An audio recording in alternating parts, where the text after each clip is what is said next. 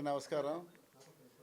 నా పేరు షేక్ కరీముల్లా, నెల్లూరు సిటీ 42 కార్పొరేటర్ని. గతంలో ఇప్పుడు కార్పొరేషన్ వచ్చిన తర్వాత కార్పొరేటర్గా 42లో గెలిచాను. మన వైసీపీ ప్రభుత్వం నుంచి కొన్ని అభివృద్ధి పనులు కూడా చేశాను. వాటిలో కొన్ని రోడ్లు కానీ నా చేత అయినంత వరకు చేశాను.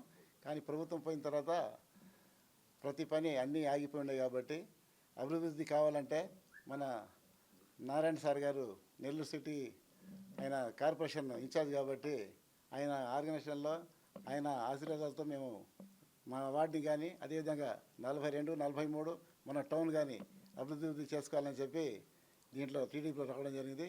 మనకి సహకరించిన అబ్దుల్ అజీజ్ భాయ్ ఆయన గతంలో మేయర్గా చేసి ఉన్నారు. అతని సహకారంతో మేము ఇక్కడ వచ్చి ఆయన ఆర్గనైజేషన్లో పనిచేయడానికి మేము సిద్ధంగా ఉన్నామని చెప్పి తెలియజేస్తాం. ఎలక్షన్లో రేపు మీరు ఎట్లా చేయబోతున్నారంటే రిప్ ఉంటుంది కదా, మీరు ఎట్లా మేయర్ పైన అవిశ్వాసం ఉంది. అందరూ రెడ్డి కార్పొరేటర్లు అందరూ పైన కూడా వాళ్ళు వేస్తున్నారు. నేను కూడా దాంట్లో డిప్యూటీ మేయర్ కూడా పోటీ చేశాను. దాంట్లోనే ఉండాను కాబట్టి పోటీ చేశాను. కానీ మన ఏరియా డెవలప్ చేసుకోవాలంటే ప్రభుత్వం టీడీపీ కాబట్టి మనం ఎంత దూరాన్ని చేసుకుంటాం కాబట్టి మనం దీంట్లో రావడం జరుగుతుంది. కొంతమంది ఇటీవల జగన్ సమక్షంలోకి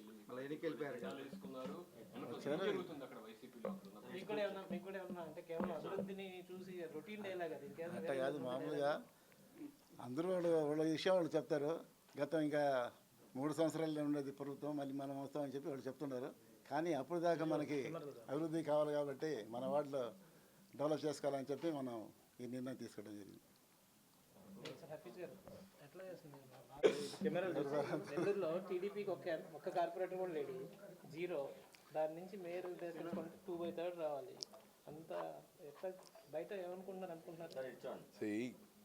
గతంలో మున్సిపల్ కార్పొరేషన్ ఎన్నికలు జరిగినప్పుడు ఎన్ని అరాచకాలు చేశారంటే ఒక్కొక్క మనిషిని ఆడ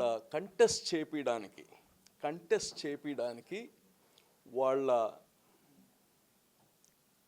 అల్లుడు ఉంటే అల్లుడు ఉద్యోగం పీకిస్తామని, వాళ్ళకి ఏదైనా వ్యాపారాలు ఉంటే వ్యాపారాలు ఇబ్బంది పెడతానని చెప్పి ఇబ్బంది పెట్టి వాళ్ళ చేత అసలు నామినేషన్ వేయించడానికి ఇబ్బంది పెట్టారు వైఎస్ఆర్సీపీ వాళ్ళు.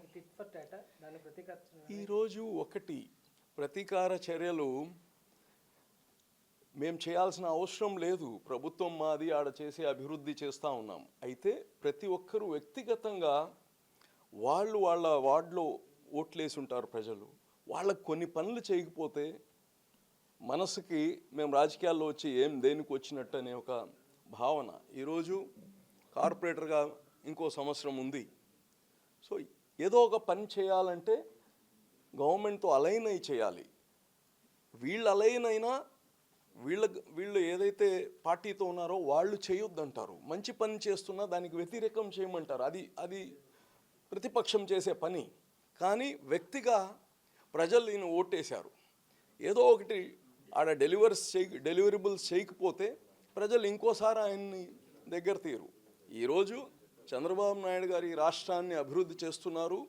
నారాయణ గారు ప్రత్యేకంగా ఈ రాష్ట్రం మొత్తం ఎట చేస్తున్నారో అన్ని మున్సిపల్ కార్పొరేషన్స్ కానీ మున్సిపాలిటీస్ కానీ, ఒక మంత్రి గారు నారాయణ గారు అంటే ఆయన వచ్చిన తర్వాత మళ్ళా మొత్తం నగరాలే మారిపోయాయి.